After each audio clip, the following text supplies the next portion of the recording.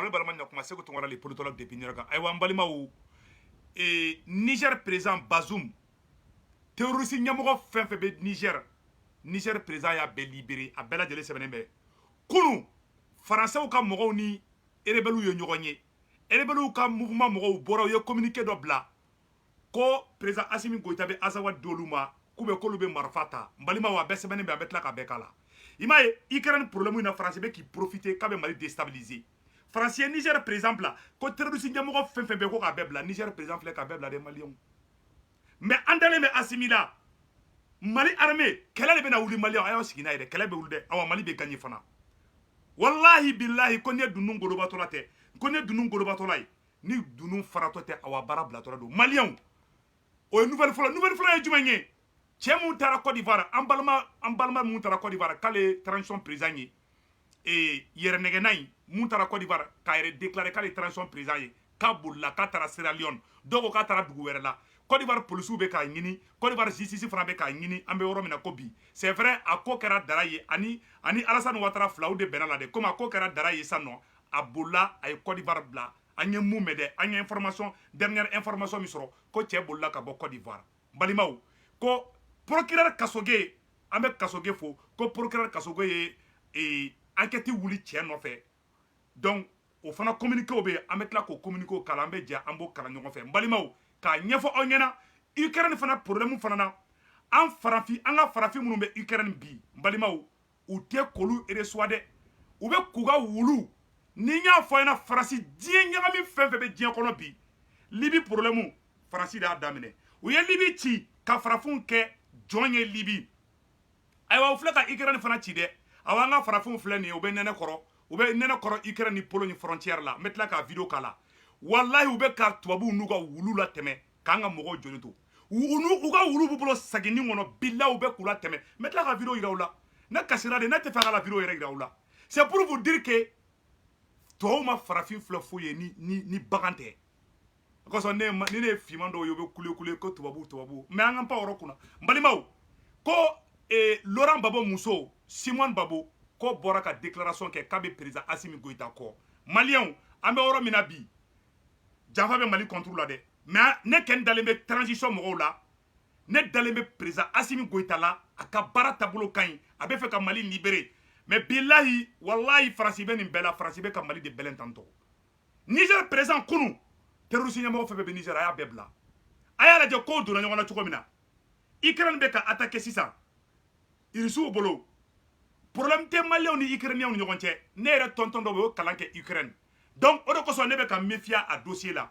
Ukraine ani risu be chia kelendi ou be fas ou be koronu ndogodi o da to ne te fa nganda do ala ou be ala mais ne jamana nyamo sigi jamana kuna ne dutigi langolo sigi dutigi kuna a du fla be bla ngoda ka soro dude o ma mi o ma bon problème te malien ni ivoirien che problème te malien ni sénégalais che ivoirien we malien fait malien be ivoirien fait mais président munu be sigi an kuna o président de ka o président de ba to population be bla ngona balima o ay kerbla denangolon do be ka se ka signaler donc balima o mena ni woro ira o bela jelena anga je kura me nyogo fe et Côte d'Ivoire président koro et Côte d'Ivoire président Laurent Babo Muso Simon Babo o fana bora ka kuma o koko tiere la ko binkera Assimi koro kale ba ngini be fe ko be ka président Assimi Goïta supporter malien o yananga ta nya fe et Niger président ayaga terroriste be blade balima o abesebene flan la. En pleine crise sécuritaire au Sahel, le président de la République du Niger, Mohamed Bazoum, avoue avoir libéré 9 chefs terroristes emprisonnés dans son pays dans le but d'obtenir la paix. Cette révélation surprenante est très inquiétante quand on connaît l'état de détérioration sécuritaire au Sahel depuis maintenant. Cette mise en liberté des chefs terroristes qui opèrent au sein de Boko Haram, mais aussi à la frontière entre le Mali et le Niger, est considérée par certains observateurs comme une menace pour la sécurité déjà fragilisée du Sahel. Tout le monde veut la paix, nous n'imaginons personne. Balimao, Niger président Bazoum, kaka terroriste nyamoko ba fefebe kaya bebla photo flenini.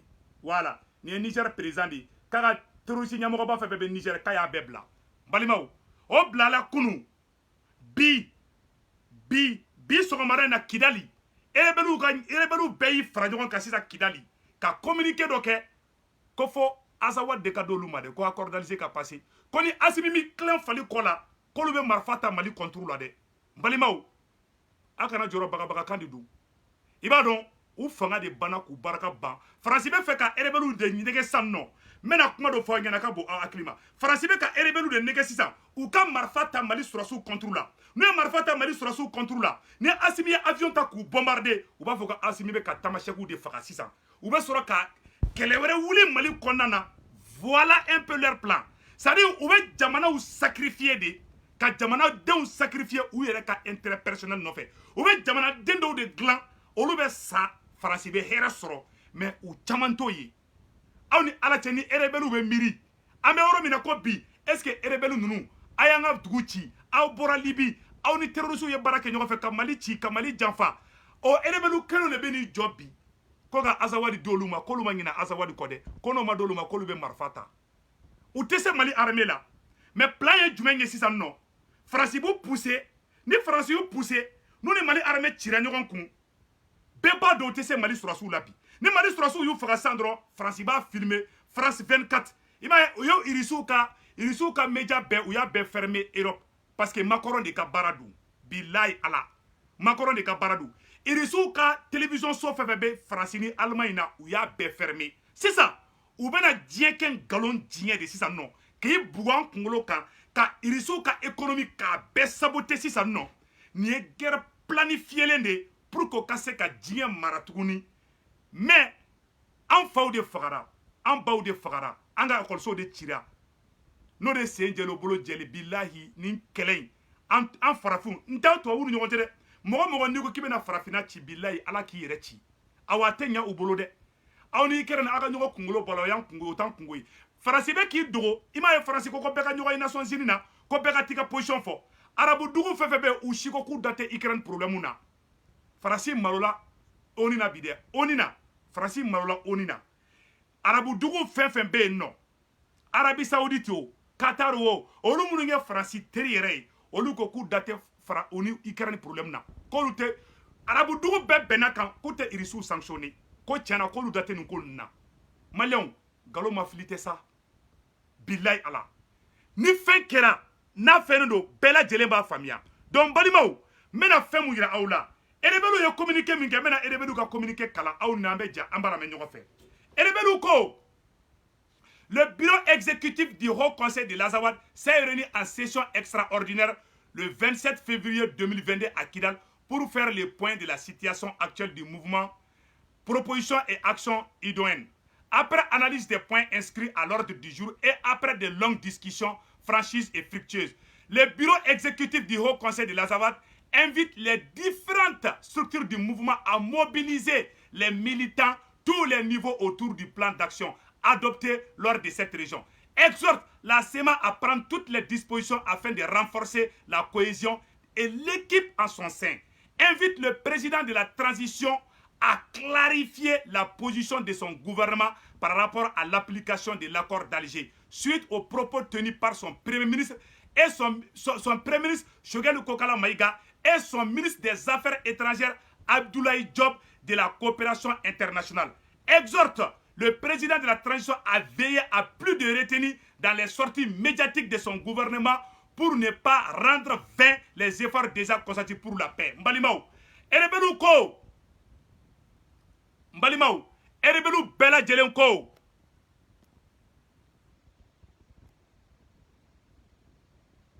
Erebelu bora ka kuma sisan non. Erebelu ko. Ko Choguel Maïga be ka kuma mun fo réseau sans fait, ko be ka digi olu la.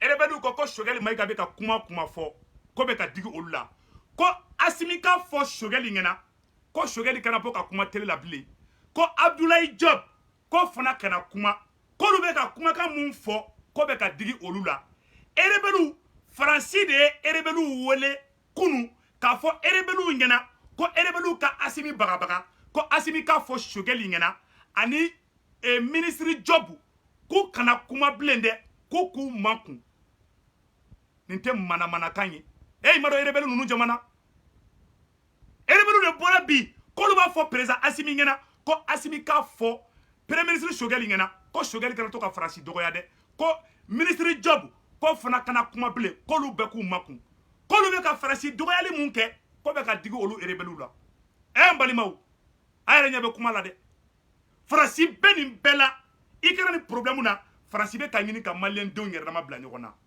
billahi talahi maliyɛnw n bɛ mun fɔ aw ɲɛna aw kana jɔrɔ dɛ an ka o de kosɔn n ka président Assimi ma n ko Mali bɛ yɔrɔ min na bi an yɛrɛ dama kana kɛlɛ mɔgɔ caman bɛ ko caman kɛ Assimi na a bɛ digi ne la mɔgɔ caman bɛ fɛ k'an bila yɛrɛ kɛlɛw kɔnɔna na ka na ni sujet fu ye ne t'a si jaabi hali mɔgɔ min ye ne fa nɛni ka ne ba nɛni bilahi ne t'i jaabi ne ɲɛ bɛ mun na bi ne bɛ Macron de jaabi bi maga bɛ fɛ de bi k'i bɛ Mali ci bi n'o ye rebelliw ni Macron ye bilahi an bɛ n bɛna fɛngɛ kalan an bɛɛ lajɛlen kalan mɛ ɲɔgɔn fɛ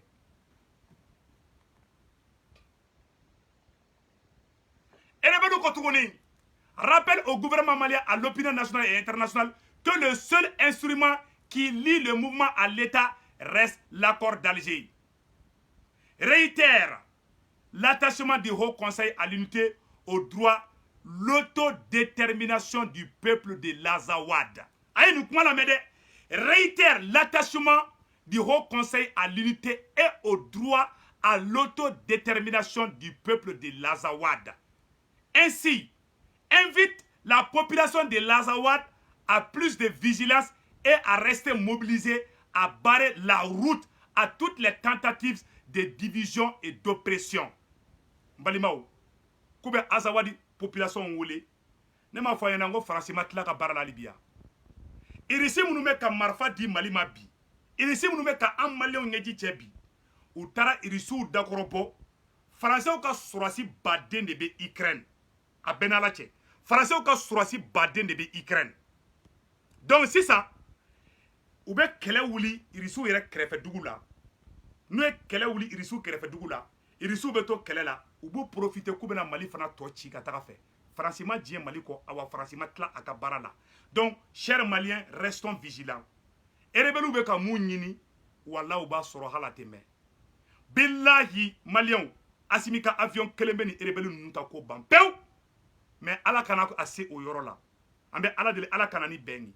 Mais u bɛ ka mun ɲini, n'u ma dan dama yɔrɔ la, wallahi billahi u bɛɛ bɛ taga aventure la hali a tɛ mɛn. N bɛ ka tiɲɛ de fɔ aw ɲɛna. Maliens a ye da Assimi la ka da Choguel la. Manamanakan caman bɛ ka fɔ bi, c'est vrai situation ka gɛlɛn an bɛɛ sɔnna. An b'a dɔn embargo, gɛlɛya bɛ embargo kɔnɔna na. Mais maa o maa ni ko i b'i ka yɛrɛma hɔrɔnya de nɔfɛ, i b'i sigi n'a conséquence ye. Billahi talahi. Ni ko k'i ka jamana bɛ k'i ta ye de, o sɛgɛn fɔlɔ billahi i b'o sɛgɛn fɔlɔ kɛ. Maliyɛn bɛɛ ko bila kunkolo la. Sɛgɛn bɛ se ka juguya ka tɛmɛ hali nin kan. Mais Ala kana s'o niveau la.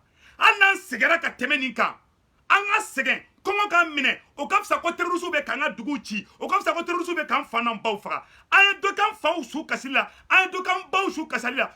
Jamana kelen mun nana k'a b'an ɲɛji cɛ n'o ye irisiw ye, Faransi filɛ ka taga ŋɔni don irisiw senkɔrɔ Ukraine dɛ. Maliyɛnw, n bɛna kuma dɔ fana ka bon hakili ma.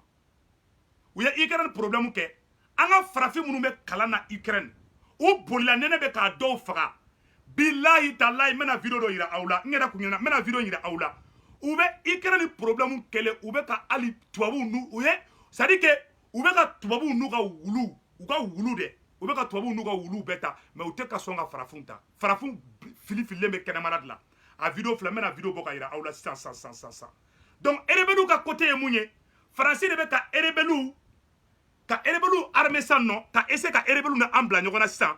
Donc n'an ni rebelliw sera ɲɔgɔn ma sisan dɔrɔn, u bɛ sɔrɔ ka wuli sisan nɔ, ka a fɔ k'u bɛ intervention kɛ, ko MINUSMA bɛ don ani rebelliw ni ɲɔgɔn cɛ dɛ, ou bien u bɛ force d'interposition kɛ dɛ, ou bien u bɛ zone tampon kɛ dɛ. Rebelliw de bɛ k'a laɲini sa, rebelliw ka Mali bila problème kɔnɔna na sa. Mais wallahi a tɛ ɲɛ u bolo. N balimaw, a y'a lajɛ mun bɛ ka kɛ Ukraine. U bɛ ka mun k'an ka farafinw na Ukraine. Ne tɛ fɛ ka video dɔw yira aw la. N bɛ video dɔw yira aw la, mais a video dɔw bɛ n tɛ fɛ ka yira aw la. A ye France 24 a bɛ ka kuma ko farafinw bɛ ka sa Ukraine na. U bɛ ka tubabuw de sauver. U ye Libi ci. Billahi talahi u ye Libi ci. U ye farafinw ta k'u kɛ jɔn ye Libi. Tubabuw ma kuma fɛn fɔ la dɛ. C'est à dire Faransi, n'i ko sentana dɔrɔn i ye Faransi de fɔ. N'i ko sentana i ye Faransi de fɔ. Billahi talahi. N bɛna nin yɔrɔ yira la, an ka jɛ k'a lamɛn ɲɔgɔn fɛ.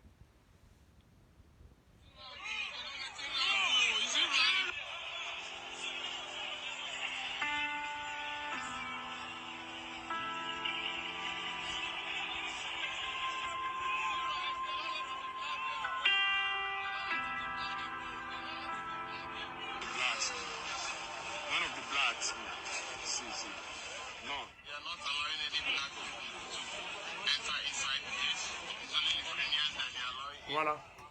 U bɛ ka tubabu de ta, tubabu n'u ka minɛnw, o dɔ ka wulu bɛ kɛsu la u bolo. A video dɔ bɛ n tɛ fɛ k'u yira quoi. A maɲumako ka bon quoi. Mɔgɔ caman ne bɛ tubabu ka dugu de la o. Mais tubabu tɛ farafin fɛ de. Jeunesse min kɛra Rwanda. Wallahi u ye mɔgɔw n'u ka wulu sauver ka farafinw to u ka sa. O bɛɛ kɛra Rwanda. Maa tɛ tubabu dɔn hali bi. O de kosɔn ne y'a dɔw ye, i tɛ Asimi fɛ cogo o cogo. I bɛ t'i sigi tubabu dugu na k'i bɛ taa Asimi kɛlɛ. Ne ye sara Faransi. Asimi de bɛ su ta ka taa e su don Mali kɔnɔ na. Choguel ni Asimi de bɛ su bisimila. Choguel ni Asimi bɛ taa seli e su kan. Macron tɛ seli e su kan. O de kosɔn Ala ka adamaden jɛ bɛɛ fɛn bɛɛ la ka fisa ni hakili ye. Ni Ala adamaden jɛ fa hakili la, ni nalonna ka tila k'i juguya, naloma juguma o bɛ dugu ci. Bilahi n bɛ ka tiɲɛ de fana. A dɔw nalonnen don, hali tɛ dɔrɔmɛ hali t'u numan bolo a n'u kini bolo u t'a bɔ ɲɔgɔn na. Olu de bɛ sigi k'u bɛ mɔgɔw lagosi. Naloya fila bɛ tɛmɛ kan k'i yɛrɛ ka jamana la gosi tubabu dugu la, ka bɔ ka taga dugu wɛrɛ la k'i yɛrɛ ka jamana la gosi yen na. Nalomaya fila bɛ tɛmɛ o kan. A y'a ye farafinw bɛ ka traiter cogo min na Ukraine. Union européenne mɔgɔw bɛ ka priorité di tubabu de ma bi. Mɔgɔ minnu golo jɛlen bɛ bi u bɛ kɔli de sauver ka bɔ Ukraine bi. Golo fimanw nɛnɛ bɛ ni k'u faga a dɔw yɛrɛ sara déjà yɛrɛ. Farafinw an ka kan yɛrɛ sa. An bɛ nin bɛɛ fana na. Faransi bɛ ka taga don Niger kɔrɔ ka Bazoum pousser ko ka terroriste ɲɛmɔgɔw bila. O terroriste ɲɛmɔgɔw olu bɛ taa fara rebelles kan. Rebelles bɛ Mali attaquer. Ni Mali ye riposte ko la san, u bɛ sɔrɔ k'a fɔ ko Mali bɛ ka tamasɛkiw faga. Voilà leur plan. Awa, Ukraine filɛ nin ye, Français ka sɔrɔdasi baden de bɛ Ukraine. N filɛ k'o fana sɛgɛrɛ de fɔ aw ɲɛna. Français ka sɔrɔdasi baden de bɛ Ukraine dugu la, an bɛ yɔrɔ min na ko bi. Hali Côte d'Ivoire président kɔrɔ muso, Laurent Gbagbo muso, Simone Gbagbo, olu bɛ bɔra ka Mali supporter bi. Ne bɛ mun ɲɛfɔ maliyɛnw ɲɛna, restons vigilants. N bɛ mun ɲɛfɔ président Assimi ɲɛna, Assimi an ka danaya b'i kan. Bilahi an t'i labila. An b'a ɲini maliyɛn bɛɛ fɛ, kurantigɛw bɛ yen, fɛn caman bɛ yen, a y'a muɲu a bɛɛ bɛ ban. An b'aw deli, an b'a dɔn courant bɛ ka tigɛ, c'est vrai, mais aw kana contrôle perdu. Nin waati in na, sabotage caman bɛ na pour que ka gouvernement goya mɔgɔw ye.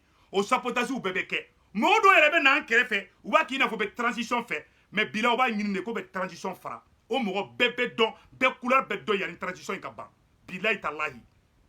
Média bɛ mɔgɔ dɔw wulubo ta ka josi mɔgɔ dɔw la, k'a sɔrɔ mɔgɔ jɛlenw de don. Média bɛ mɔgɔ dɔw nɔgɔlen ta k'u jɛ ka sɔrɔ hali u nɔgɔlen don, u kasa ka go hali ni sɛsu kasa ye. Mais la vérité appartient à Dieu. Wallahi Ala bɛ tiɲɛ in bange. Ukraine kɛlɛ in, Faransi ka sɔrɔdasiw de bɛ Ukraine dugu la, Irisiw bɛ ka dugu bɛɛ bombarder. U ko k'u bɛ taga marifa di Ukraine ma. Vladimir Poutine ko n'u ka marifa, ko n'u ka avion fɛn fɛn gɛrɛla Ukraine na, k'a b'a avion bɛɛ ci. Ko bo ka kari yɔrɔ min, bo ka fɛgɛ yɔrɔ min a bɛ kari yen de. Irisiw ka président kumana koyi. Est-ce que tu as vu? Irisiw ka président o ko ko ka mɔgɔ tɛ don ye. O kun kelen bɛ ka cɛ kɛrɛfɛ dugu. Ukraine ni Irisi kun ye jamana kelen de. Faransi n'u fara, Faransi n'u jɛɲɔgɔnw Amérique, Faransi ni Amérique olu de o jamana in ci pendant la guerre froide. Irisi kun ye Union soviétique de. Ukraine kun ye Irisi dugu dɔ de. U bɛɛ balimamaw de. Ni tubabu kelen n'u bɛɛ fara. O bɛ fɛ ka Kidali fana fara k'o bɔ Mali la. U ka laɲini tɛ dɔwɛrɛ ka jamana bɛɛ fara, ka jamana bɛɛ poroto, k'a bɛɛ faga, k'a bɛɛ siya latunu. Olu kelen ni adamaden ye, an t'o ye baganw ye. An faw fagara k'an baw faga Mali la. San 9 an bɛ k'an fana baw su kasi. Amérique sera ka mun b'a la. An minnu b'a fɔ ko ne tɛ Amérique critiquer. Amérique o Faransi o a bɛɛ fu gɔtɔ. U bɛɛ de jamakan ye nin ye. Mais mun an tɛ jamana tɔw critiquer kosɛbɛ. Au moins Amérique bɛ k'i jɛya an ye dɔɔni. Au moins Amérique tɛ sɔn ko dɔw ma. Sinon Donald Trump, Américains b'an fɛ koyi. Donald Trump kun bɛ ka Mali supporter o. Donald Trump ko k'a bɛ IBK dɛmɛ. IBK sarana Faransi de ɲa. Minnu fana ko k'u bɛ IBK fɛ, aw tɛ se ka kɛ IBK fɛ ka tɛmɛ ne kan. Ne donna RPM na depuis 2001-2002. Aw de campagne fɔlɔ kɛ IBK ye en 2002. O wagati a kun bɛ to k'a fɔ k'a tɛ Faransi fɛ. An trompera kɛlɛ in na de. An tugura mɔgɔ caman kɔ an bolo k'u ye mun ye o t'o ye. Mais hɔrɔnw b'a faamuya. Mais maa min tɛ hɔrɔn ye o t'o faamuya. Mais maliyɛnw bɛ mun fɔ an ɲɛna, a kana dimi Asimi kɔrɔ, a kana dimi Choguel kɔrɔ. A y'a ɲininka ka maliyɛnw kalan.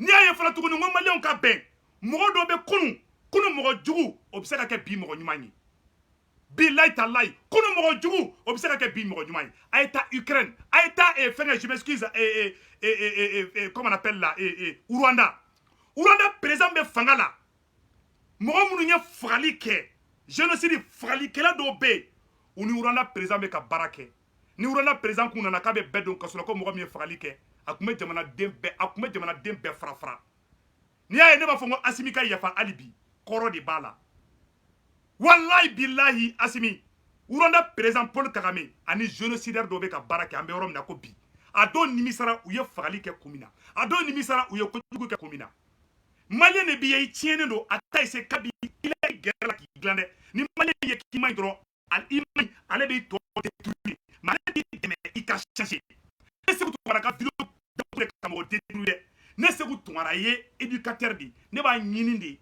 ka mɔgɔ dɔ bɛ hali n'a man ɲi ka essayer ni bɛ se ka changer mais mɔgɔ bɛɛ fana tɛ se ka changer o ye tiɲɛ de mais bilayi n'an ye sensibilisation kɛ ni Asimi ye amnistie kɛ ka yafa bɛɛ ma dɔw bɛ changer dɔw bɛ tilen fali kɔ la dɔw bɛ Mali kanu dɔw bɛ maloya bilayi a dɔw bɛ maloya a dɔw yɛrɛ nimisara u ye wari suɲɛ kun min na a dɔw nimisara u ye Mali janfa kun min na a dɔw fana bɛ yen nɔ u bɛ siran Faransiya de a dɔw bolo Faransi ye Ala de mɔgɔ wolola yanni Mali ka indépendance sɔrɔ mɔgɔ wolola esclavage wagati mɔgɔ wolola colonisation wagati olu bɛ kɛlen ka tubabuw kɛ Ala de n bɛ fɛ a k'o yɔrɔ de fana faamuya Mali kura in jɔli man gɛlɛn dɛ Mali kura in jɔli man gɛlɛn dɛ a caman bɛ ne buruja mais ne yafalen d'u ma a caman bɛ ne na gosi a caman b'a ɲini de an kana da Segu la koyi Segu bɛ ta mais a si tɛ digi ne la ne b'a ɲini de ka mɔgɔw fara ɲɔgɔn kan de ne ɲɛ bɛ min na o Mali de ne y'a tɛ mɔgɔ si la bilayi talayi parce que ɲɔgɔn kelen ye bagan baara de mɔgɔ b'a kɛ hali wulu ka fisa nin ye bilayi an bɛ ka tiɲɛ de f'i ɲɛna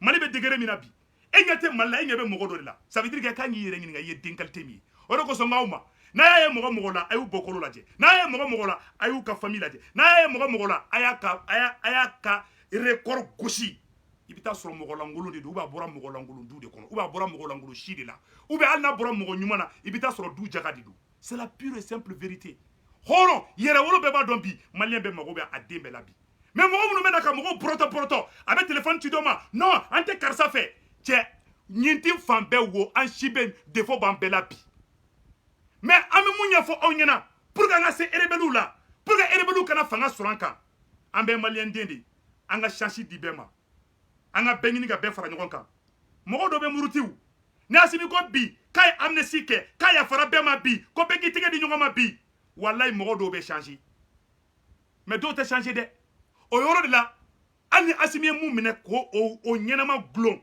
mɔgɔ b'a fɔ ko non Asimi a bien fait Paul Kagame o de kɛ Rwanda o cɛ maliyɛn 30 ans maliyɛn bɛ suɲɛni na n'i ko k'i b'o bɔ maliyɛn n'i ko k'i b'o zonkɔrɔ bɛɛ minɛ n'i ko k'i bɛ dossier gosi Asimi yɛrɛ tɛ hali mɔgɔ sɔrɔ a bɛ baara kɛ ni mun ye c'est la vérité n bɛ ka tiɲɛ de fɔ an ɲɛna koyi mɔgɔ caman tɛ nin fɔ ne bɛ nin fɔ parce que caman bɛ yen hɛni bɛ nin k'u faga caman aigrilen sigilen de bɛ awa caman bɛ mɔgɔ ko kɛlɛ la awa caman yɛrɛ ta bɛn ne fɛ awa dɔw fana bɛ mission na mɔgɔ kana bɛn n'i bɛ fɛ bɛn ka kɛ Mali kɔnɔ bi i b'a ɲini de bɛɛ ka i tɛgɛ di ɲɔgɔn ma Mali kura la Mali mɔgɔw b'a den bɛɛ la Asimi kelen ka cɛya tɛ Seku Tunkara kelen ka cɛya tɛ Sadio Kamara kelen ka cɛya tɛ mais mun ye réalité ye voilà la vérité an bɛ mun ɲɛfɔ aw ɲɛna a ka lajɛ Côte d'Ivoire président muso Laurent Gbagbo muso Simon Gbagbo a bɔra a kumana a ko an bɛ yɔrɔ min na bi ko bɛɛ kan ka Mali de supporter n bɛna o vidéo fana bɔ k'o yira aw la.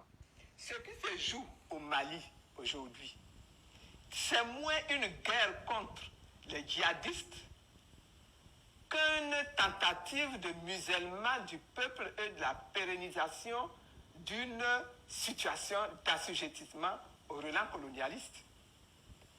Il ne s'agit pas de libérer les populations maliennes des affres du terrorisme.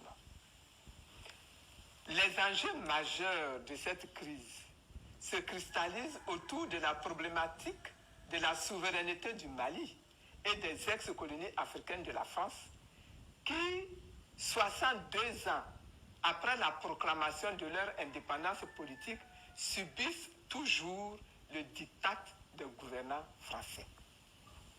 Ces enjeux se déclinent comme suit. Premièrement, la crise malienne est d'abord et avant tout une bataille pour la transformation des relations entre la France et le Mali, entre cette ancienne puissance coloniale et ses anciennes colonies. Le peuple et les autorités de ce pays sont engagés dans une conquête des leviers géostratégiques nécessaires pour garantir une véritable indépendance de leur nation.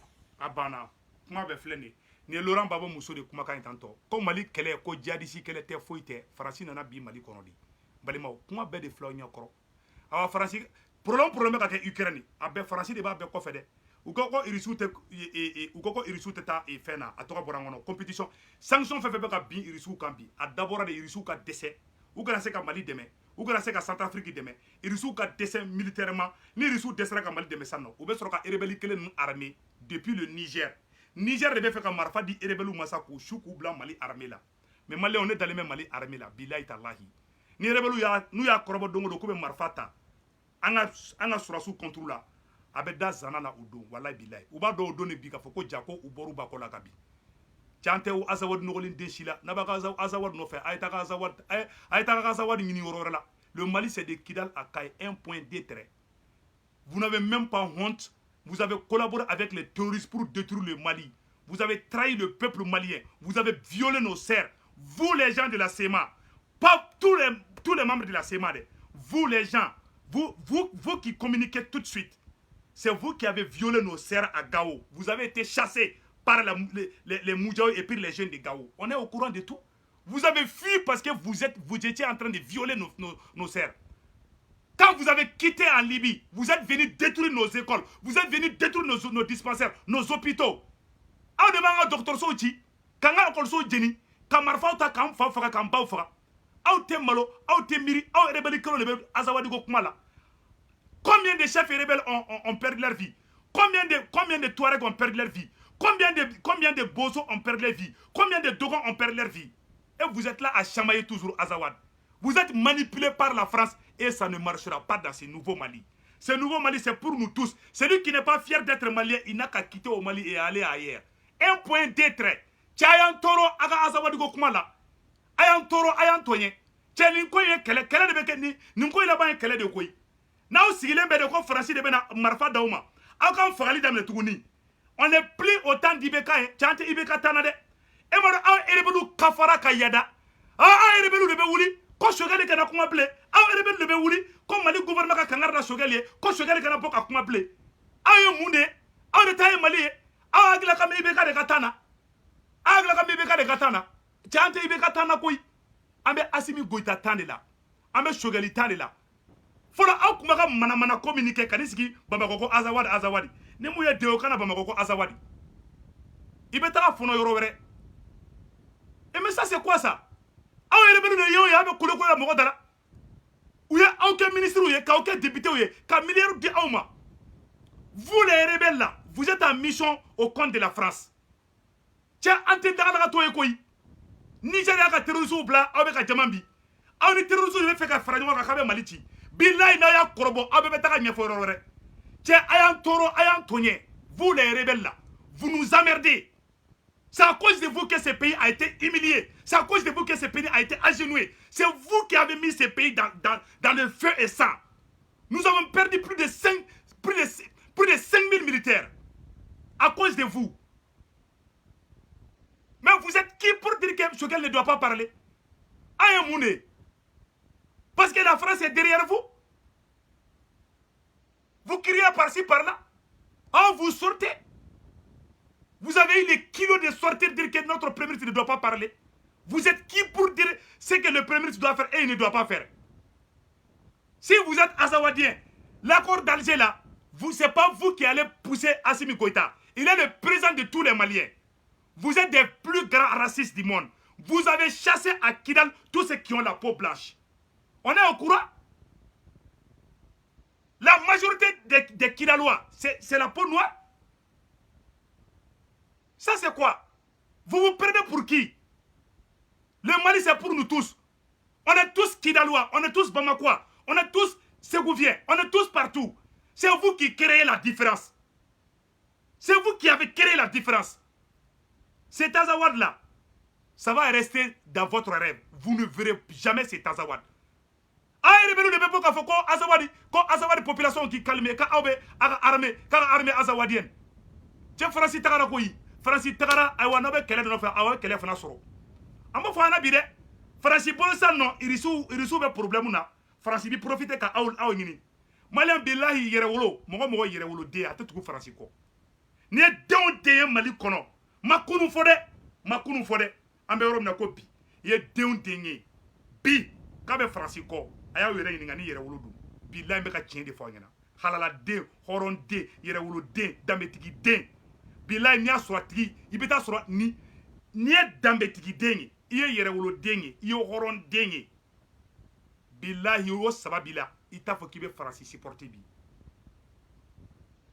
kana dugu be ci ogolso keme shegi ka be fermé ma million fla ni koko genga bu shiyoro la ka mogo den faga u jole ngena ka mogo den viole u jole ngena terrorisme ka ta konoda mogo den na jonye marfa duma la France e sigile mi ga saloni ngono Bamako e demasa i bama faga i koroma faga e koko vive la France e ko kebe France fait hali wulu ka fsane billahi talahi o mogo de be bode awa do ba fo ko kalani no koy ni a fuwar do la je quoi c'est-à-dire que mon de be do mogo la quoi billahi talahi mogo mbe ka o fa faga France mata ikrani tia farafun flenene koro France 24 tafo u be kama u shima kuma nena be ka farafun faga kenema u be ka tubabu nuga wulu nuga jakuma be escorter pendant que an balmo be ka sa u be la ko ka bo farafun ko akanga yere ni ngawo de modeli mununi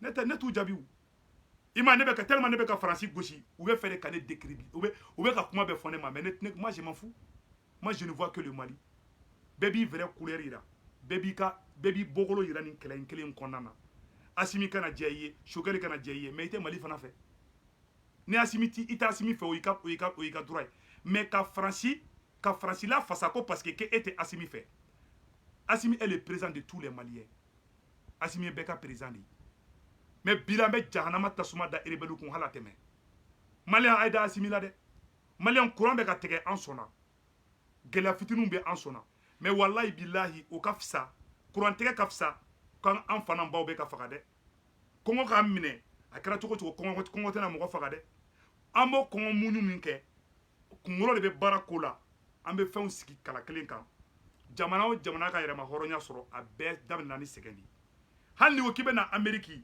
i bɛ mun kɛ visa nɔfɛ ala de b'a dɔn ne ka babi bɛɛ bobara siɲɛna ka ban visa ɲini nɔfɛ minnu bɛ bɔ Mali la ka taa Espagne a dɔw bɛ sa ji la e diɲɛlatigɛ mɔgɔ jumɛn ye k'a ye hɛrɛ sɔrɔ k'a ma sɛgɛn anw de bɛ fɛ ka hɛrɛ sɔrɔ awɔ an bɛ sɛgɛn ye an b'a kun an kana Asimi ni Sogɛli an kana se k'an b'u fara an ka ɲini toujours an ka mɔgɔw bɛnnen ɲini mɔgɔ dɔw bɛ yen u bɔkolo man ɲi u ma deli ka mɔgɔ bɛnnen ye mɔgɔ dɔw bɛ nafigiya dilan mɔgɔw ni ɲɔgɔn cɛ a y'a kɔlɔsi u la dɛ mɔgɔ bɛ na ka téléphone ta ah non an bɛ fɛ Asimi ka kɛ tan de an bɛ fɛ Asimi ka kɛ tan de mɔgɔ qualité fila don a ŋaniɲɛ man ɲi ou bien a siya man ɲi ou bien a bɛ Faransi ka baara dilan hɔrɔn yɛrɛwolo k'i bɛ Mali fɛ bi i t'a fɔ hali a boyi e ye hɔrɔn den de e t'a boyi bɛ Asimi ni Sogɛli k'i b'u fara ka bɔ parce que n'a tila dɔrɔn o ye Asimi ko de bannen machine dɔ dɛ an bɛ yɔrɔ bi n'Asimi ni Sogɛli fara c'est fini pour la transition n'a ma kɛ a bɛna tunkara di la k'a ji to a kun cɛmancɛ la